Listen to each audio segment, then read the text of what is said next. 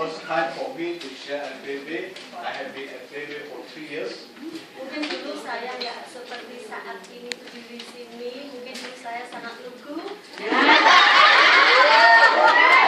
First time I came to baby, my outlook very simple. Now look pretty.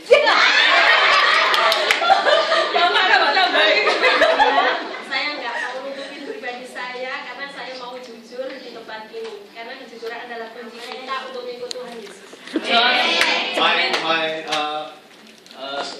My philosophy of life is openness, because openness is the way we come to God. Dan waktu 2 tahun yang lalu mungkin teman-teman melihat saya mungkin seperti orang yang trauma atau apa ya, down gitu ya, nggak punya pengharapan sama Tuhan Yesus. Karena waktu itu saya berpikir mau ikut ke Tuhan Yesus atau masuk Muslim lagi. 2 years ago, I was very stressed, very down, because I'm in between, follow Jesus or come back to my old religion. Itu karena sebuah masalah dalam keluarga saya, khususnya untuk suami saya, dan terbentur dengan keluarga saya yang semuanya Muslim. All because I have problem with my family, and then I also have problem with my own family. My own family is Muslim background. Dan saya mengucapkan terima kasih untuk kepada ibu bisa masuk ke TV ini, dan saya masih punya pengharapan untuk Tuhan Yesus. But after have a lot of problem, thanks God, I still follow Jesus. I have hope in Him. Dan pengalaman yang saya alami yang begitu luar biasa. Orang nggak nangis kok.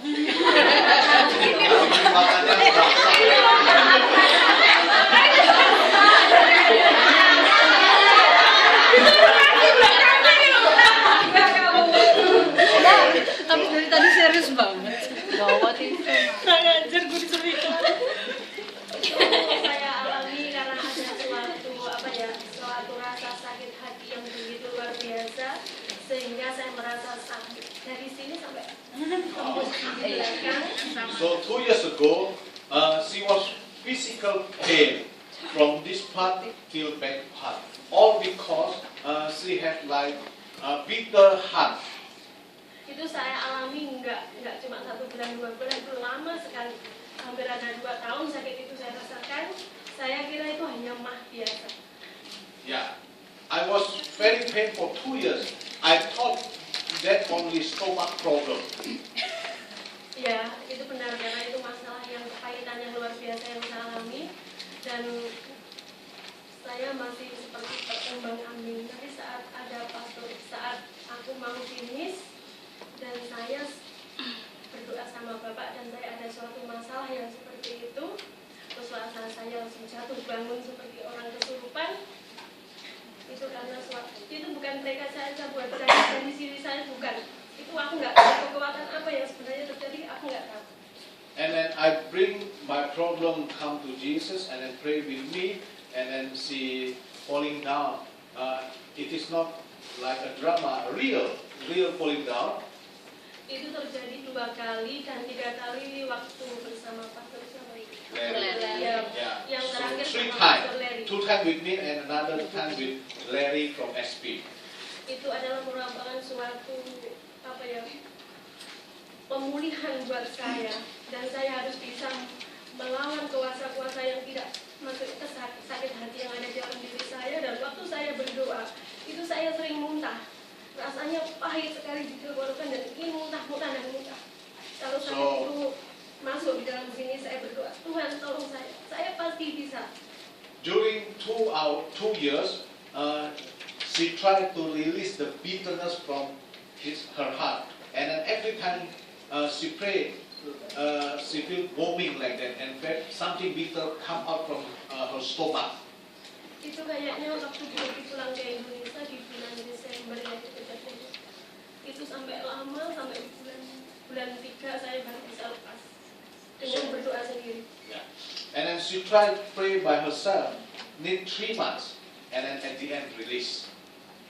Itu pun semua karena berkat Tuhan dan bahwa Bapak dan Ibu yang selalu berdoa saya, dan saya sekarang bisa lepas kembali, dan saya bisa berdiri seperti ini semua karena berkat Bapak dan Ibu dan gereja di sini. All Amin. God love for me through Phoebe. I'm here.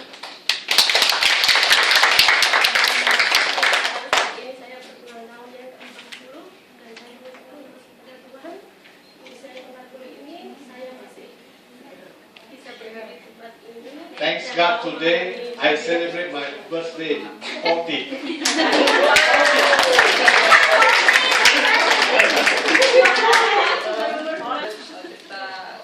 waktu saya finish kontrak itu 3 bulan yang lalu, saya finish kontrak dan berpisah dari majikan di Jenny. Dan setahun yang lalu saya memiliki tiroid ini yang di leher itu ya. Ini sudah hilang dan ini yang membuat majikan saya itu menolak saya gitu. Terus artinya majikan itu awalnya dia bilang iya nggak apa-apa itu ada tiroid nanti bisa operasi. Terus di akhir hampir finish saya ditolak, dia nggak mau kalau Okay. gitu. I have thyroid here. Because of this thyroid, my former employer, they don't want to continue new contract with me. Dan puji Tuhan begitu saya ditolak saya cepet-cepet bilang sama bapak itu carikan majikan di mana agent yang baik gitu ya. Terus di situ saya mendapatkan majikan yang baik juga. Ya, puji Tuhan ini. And then thanks God, I can find another employer, and that employer is very nice with her. Dan awal tahun 2013 yang lalu saya menyadari dan mempercayai bahwa Tuhan itu membuat segala sesuatu itu indah pada waktunya. I believe that God made everything beauty in His time. Dan ini terjadi juga di dalam saya finish kontrak, saya mendapatkan majikan yang baik. Terus ada kamar, ada lemari baju, juga boleh pakai HP itu. She said that this employer is very nice. I got room, I got cover, I can use my mobile. WhatsApp aja. Dan seminggu yang lalu saya mendapatkan musibah itu ya. Nenek saya itu habis saya mandiin jatuh kepleset begitu. Saya begitu panik dan menangis. Saya bingung mau bagaimana nih. Terus saya bangunin begitu saya peluk. Saya menangis. Begitu saya ada darah tambah menangis lagi. Bagaimana terus? Nenek ini bilang seperti malaikat, dia tuh berkata, nggak usah takut, jangan nangis, nggak usah takut lah, nggak, saya nggak apa-apa. Nggak apa-apa. Last week, I got accident when I helped my employer take a bath, she falling down and then bleeding. And then, as a helper, if something happened with employer, they are very worried and scared. So that's happened with her also. But grandma said, don't cry, don't worry, I'm okay. Begitu dia bilang begitu, saya tambah panik. Bagaimana pikiran saya itu? Nanti kalau begitu majikan masuk penjara begitu. But we still worry because how about if the family report to police, maybe I have some problem in this case. Dan begitu saya melihat darahnya begitu banyak, saya nggak tahu apa yang harus saya buat. Saya ingat ada minyak tawon, saya kasihkan minyak tawon itu, saya kasih banyak-banyak di kapas. Begitu saya tempelin, darah itu mampet sendiri. I just use some oil and then close the bleeding part. Terus habis itu saya tidak tahu berbuat apa ya, enaknya dibawa kemana. Saya tidak ingat, mestinya saya telepon 999 begitu, saya nggak ada pikiran begitu. Saya ada dokter, ternyata dokter itu tutup. Terus saya telepon majikan saya bilang begitu.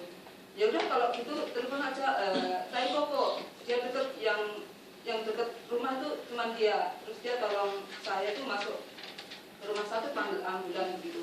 Because she was panic. She don't know to call 999. She just bring the grandma go to see doctor. But the doctor closed. So panic and scared. Habis itu yang puji Tuhan dia tuh Tai Koko itu tidak marahin saya, terus cuma kenapa tadi kok bisa jatuh ya habis mandi, saya bilang begitu. Emang kamu nggak di situ ya, saya habis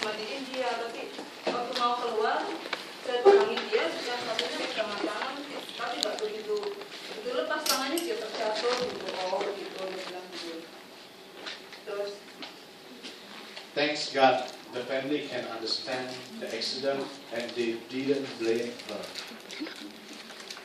Puji Tuhan, ternyata nenek saya masih dalam keadaan stabil, ditanya apa-apa itu masih ingat, masih apa ya, normal begitu ya.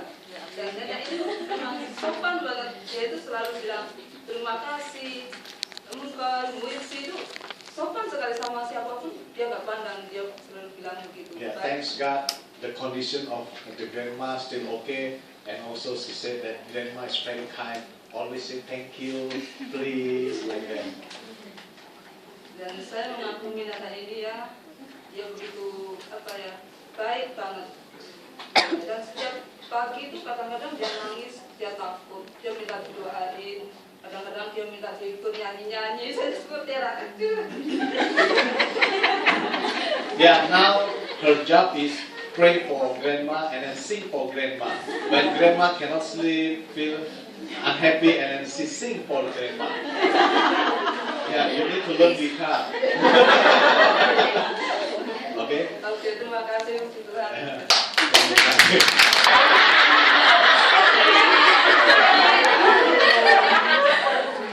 He said to me, please find someone for me. 29. I'm 26. I was married for 27. 26. Yeah. Okay, good morning everyone. Udah apa bisa nyanyi lagi? Benar itu aja. Ya, saya suka kaos Pebo ya, bagus ya. I like this t-shirt. I will give you one. You get it? Okay. Oke, agak grogi ya teman-teman ya. Bagus mah gratis. Ya, saya kenal dengan Bapak Slamet ini adalah gembala saya waktu di Indonesia dulu. I'm his pastor when I was in Jakarta. Oke, tadinya sewaktu saya remaja itu sekitar SMP, SD, SMP, jadi kami tetanggaan, ya. When I was in Jakarta, we are neighbor with that guy. So our house is like this, 1, 2, 3. Ya, jadi saya sebelah dua rumah Ronald sebelahnya Ya. Aro. Nah, jadi ketika pada saat sore hari, setiap sore itu anak-anak muda kumpul di depan rumah saya untuk nongkrong. Every afternoon, teenager gather together in front of his house. Oke, jadi ketika pada saat itu saya tuh nggak ke gereja, nggak rajin pelayanan, nggak ke gereja, dan pada saat itu juga Pak Slamet ini selalu merangkul kita semua. So they are not believer at that time. Every afternoon when I have time, then I come and sit with them. Yang namanya anak muda biasanya kalau misalnya ada orang tua ikut campur ya, biasanya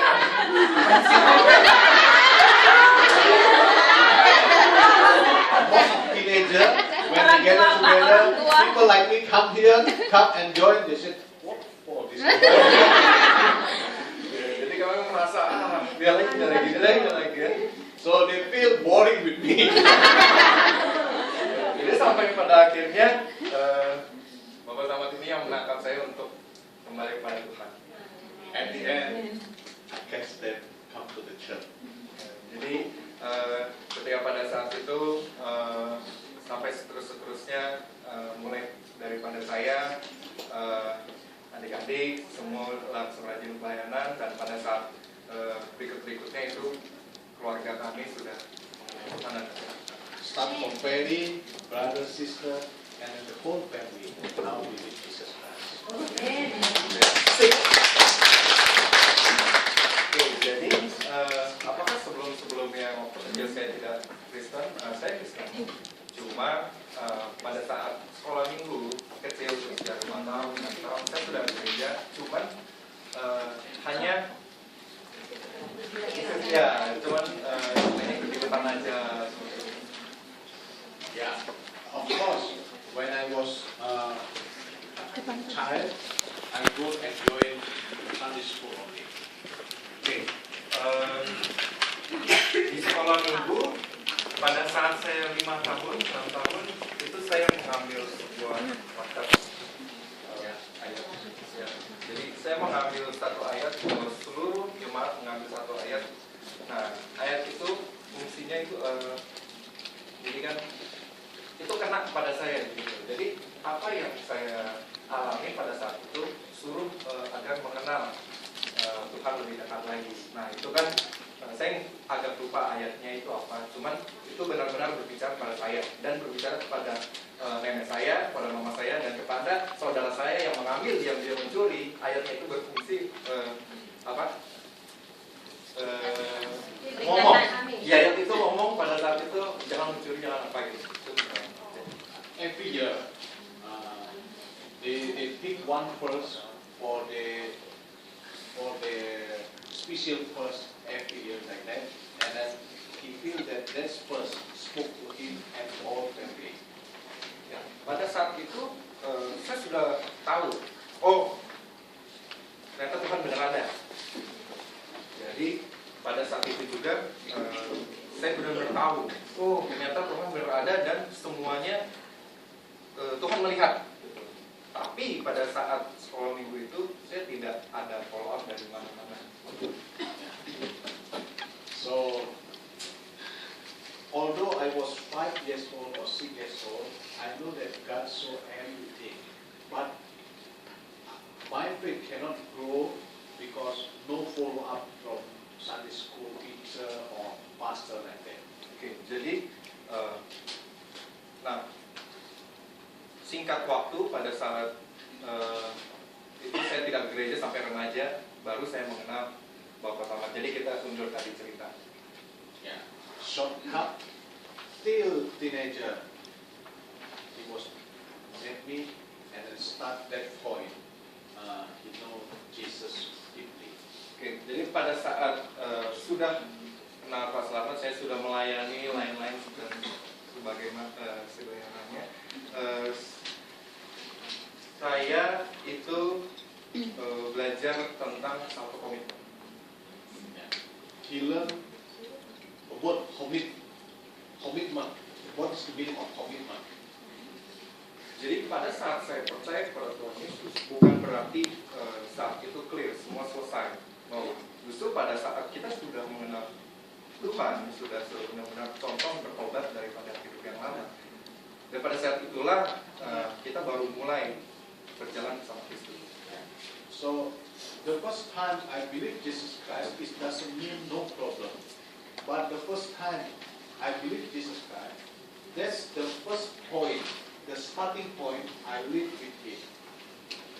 Bukan berarti kita hanya percaya kepada Tuhan itu semua sudah selesai dan kita berbuat apa aja itu dimarakan, bukan begitu.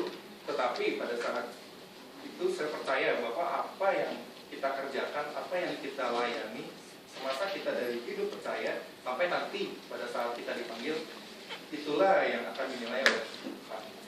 So, starting I believe Jesus Christ till the end of my life, God see and then count everything that I did for Him.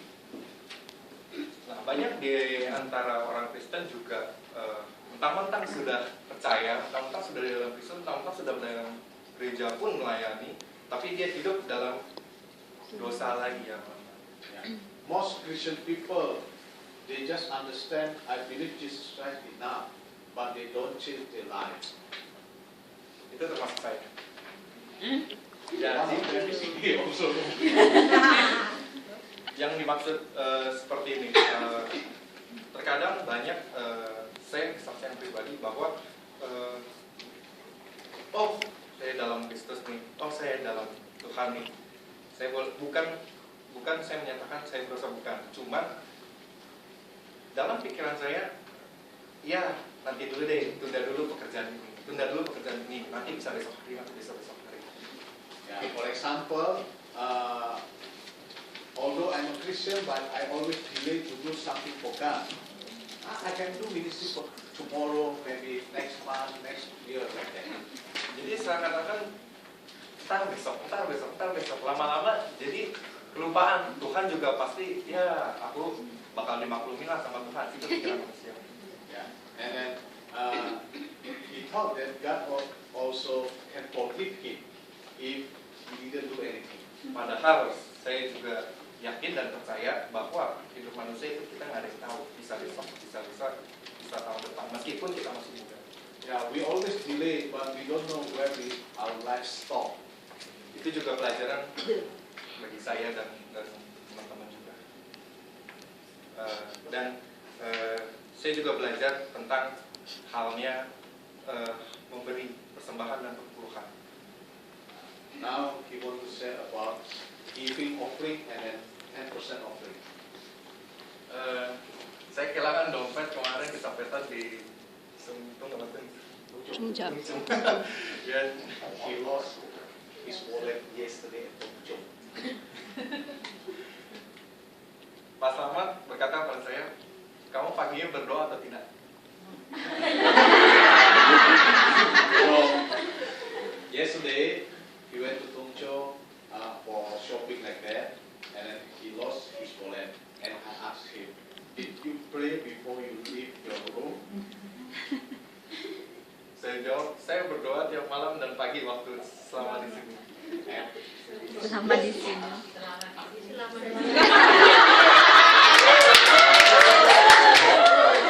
Selamat dari tanggal 23 maksudnya. Kemarin. Dan jadi di dalam doa saya itu saya bilang Tuhan beri hari yang bagus, beri sesuatu yang saya dapatkan dalam segala hal apapun. In my prayer, I say, "God, give me good day." Ya, jadi kalau kejadiannya seperti ini, teman-teman percaya nggak ini rencana Tuhan?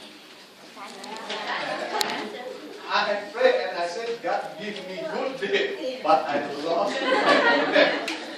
Do you think this is God's plan for me?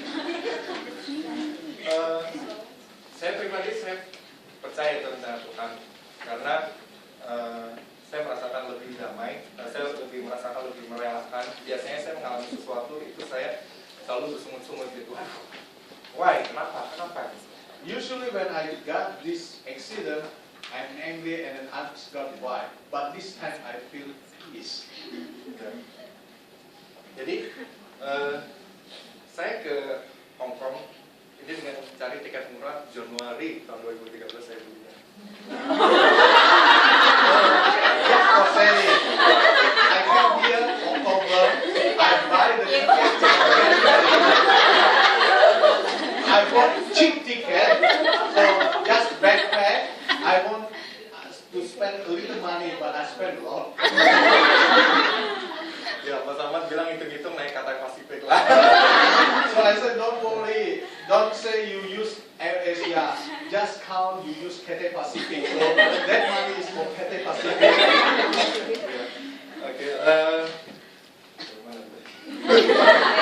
Sampai hilang. ya, jadi saya percaya bahwa ketika pada saat saya kehilangan itu ada maksud Tuhan. Saya ditempatkan di Hong Kong bukan di Jepang. Tadi saya suka pengen ke Jepang atau Korea dan itu nggak ada nobody sama sekali, saya nggak ada orang kenal. Kalau di sini saya kenal Pak Slamet dan Ferdinand, Edo dan Roman. Jadi sekiranya untung saya tidak di Jepang atau di Korea yang tidak kenal sama sekali. Dompet hilang, 1 sen pun saya tidak ada. So I will explain something to you first, Jeff. Every Indonesian people, when they got accident or lose something, they always say untung. Untung means lucky. Lucky means untung I don't have more bigger problem like that. So he said lucky. This accident happened in Hong Kong, so I still have pastor and then my friend. If this problem happened in Korea or in Japan, I don't have anybody. Ya, ini salah satu rencana Tuhan menurut saya gitu. Jadi saya masih ada minta bantuan ke mereka. Gitu ya bisa ya saya perlu pinjam lah. So lucky This problem happened in Hong Kong. Although I don't have money, I can borrow from me. Dan rencana Tuhan yang kedua, Ibu Mimi meminjamkan sebuah kartu SIM card Hong Kong sebelum saya pergi ke sana pada hari itu, dan itu ada pulsanya. Pada saat itu juga saya bisa telepon ke Jakarta, ke Indonesia untuk menutup blokir kartu kredit saya. So we also give him a SIM card. So when he lost credit card, directly he can call Jakarta to block the credit card. Tuhan sangat Tuhan. Ya, jadi saya tarik ke belakang lagi. Kenapa bisa hilang? Saya diberi hikmat oleh Tuhan.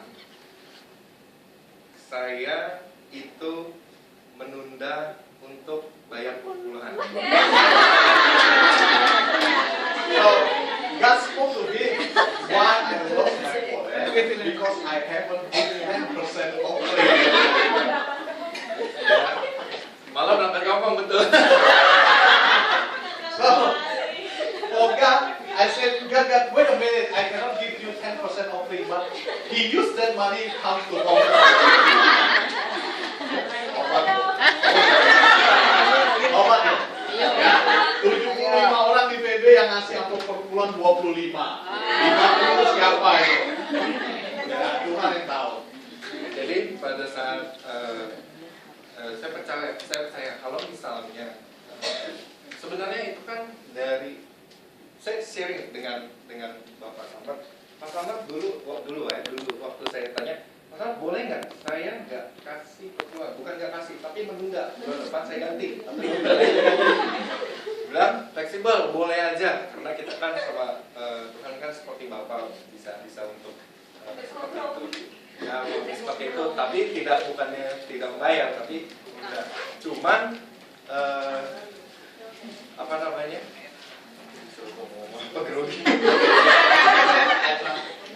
He asked me before, can we delay to give 10% offering? And I said, yeah, God is our Father. If we have problem, then we can delay 1 month. But next month we give double like that. Just borrow first. Of course, I can borrow money from you. Why I cannot borrow from God like that? Oke, jadi saya berpikir bahwa saya bilang juga dengan Pak Samad, gak mungkin lah saya menunda-nunda 100% daripada gaji, cuma 10%. Tapi Pak Samad bilang, kalau gaji 10 juta, 1 juta masih bisa ngipas loh Pak. Yeah. And he said, no, I will not delay to give my 10% offering. But I told him at the time, if your salary is 10,000, your offering only 1,000, small money. When your salary is 100,000, then your 10% offering is 10,000, a lot of money, I said. Saya belajar dari pengalaman ini. Saya pernah cukup pas banget dan mepet gitu ya. Ketika misalnya contoh 7 juta. 7 juta itu untuk pengeluaran ini itu segala macam tanpa perpuluhan, include perpuluhan itu sudah cukup 7 juta dan plus perpuluhan itu sudah cukup. Saya pernah untuk memberikan itu semua. Dengan pas-pasan itu Tuhan memberikan lebih pada saat bulan berikutnya, entah dari manapun itu datang. Yeah, I have experience when my salary is not too big, I give 10% without delay, everything okay, no problem. Saya tahu akan halnya itu, tetapi pada saat belakangan malah saya tidak berpuluhan dan Tuhan pasti memberikan segala sesuatu. Ada aja contoh misalnya saya lagi gawe duit ban bocor lah, atau misalnya saya sakit lah, atau apapun yang Tuhan berikan supaya mengingatkan saya lagi perpuluhan fair supaya enggak bocor-bocor itu. Now my salary more than that, double like that, but he delayed to give 10% offering, and then he feel that some problem happen, and the last he lost wallet. Oke, saya juga belajar. Saya meninggalkan Indonesia pada saat ini. Saya lagi agak umat mungkin dari segi hal apapun. Jadi saya refreshment ke sini, melihat teman-teman juga di sini juga sangat antusias, puji Tuhan. Ada satu hal juga yang saya mau bagikan itu tentang hal berdoa juga ya, ketika apapun kita bisa berdoa dulu gitu. segala sesuatu apa yang kita mau minta kita bisa berdoa ya. Ada satu mungkin ada satu ayat dalam Alkitab, saya boleh bagi, boleh?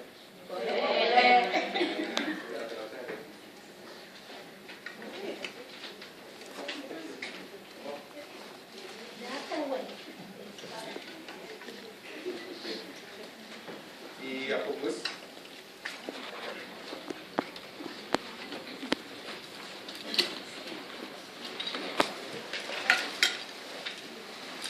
Belum jawab. Kapok nggak dikasih berdoa? pasti kapok. Mulai dari ini ke depan udah nggak akan seperti itu lagi ya. Jadi ini juga pengalaman saya pribadi, saya sharingin juga ke teman-teman supaya nggak jadi seperti saya juga. Buat Daniel yang telat, saya cerita sedikit. Dia kehilangan dompet kemarin, habis semua duitnya, datang mau jalan-jalan. Cerita demi cerita rupanya dia tunda-tunda ngasih perpuluhan. Jadi dia kapok, nggak berani lagi. Oke, Yakobus 4 James chapter 4, ayat 2. verse 2.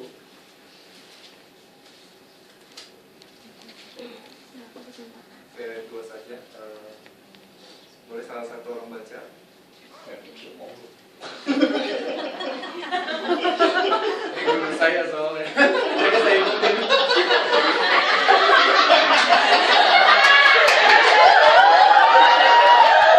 Saya kan tadi pagi nyuruh anak-anak, sekarang dia nyuruh orang.